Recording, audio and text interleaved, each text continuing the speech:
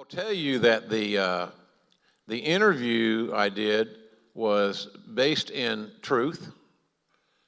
I didn't play the role of a angry wrestling announcer. I was an angry wrestling announcer. I was not happy with my illness. You know, somebody would say, well, JR and Cornette did this show and we went to it. You know what, damn JR didn't smile one time.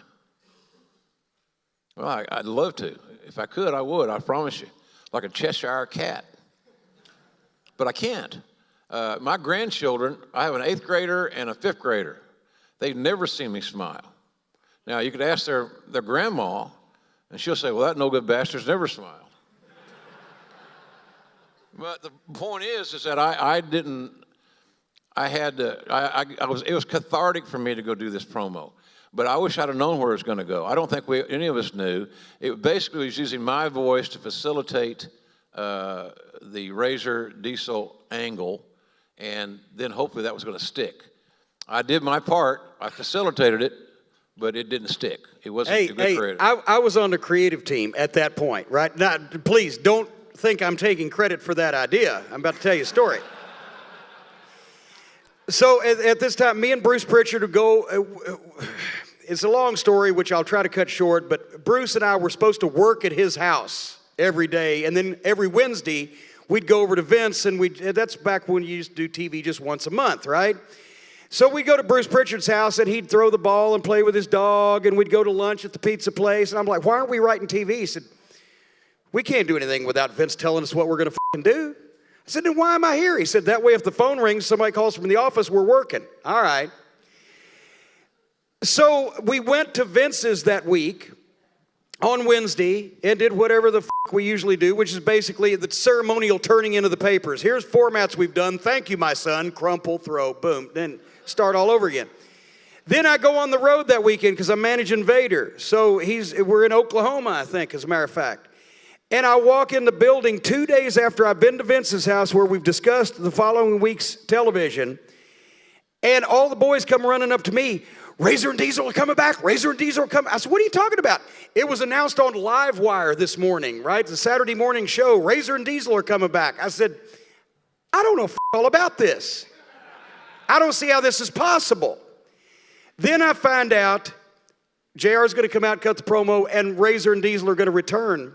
And it's going to be, instead of obviously Kevin Nash and Scott Hall, it's going to be poor Glenn Jacobs, who had just gotten over being an evil dentist with bad teeth. And Rick Bogner from Canada, right? Then they tell me, take him over to the studio, get him in the ring, and teach him how to work like Razor and Diesel on a week's notice. So I asked for all the tapes from the studio, right? Hall and Nash, Razor and Diesel, give me all the tapes. And I've told this story before, but with Scott Hall, Razor Ramon, he did a lot of shit. He was a pretty good worker, right? Nash, I'm sorry, it's true. The 6 moves, right? You got the knee in the corner. You got the back elbow. You got the snake eyes. You got the power bomb. The hair flip I'm counting as a move, right?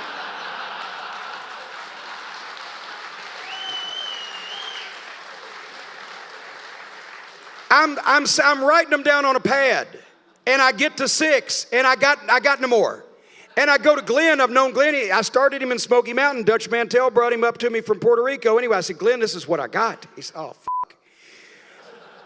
So we did the best way. And then, of course, Nash has made mockery of it. Well, I've made a lot of money with those 6 moves. Yes, and that's obviously mass hypnosis to the wrestling promoters that have paid him to do these things. I don't know.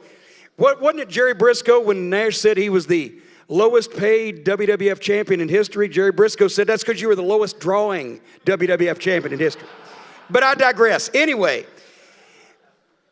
it was fucking doomed. You can't replace characters like that. Vince got up on the side of the bed one day with that idea.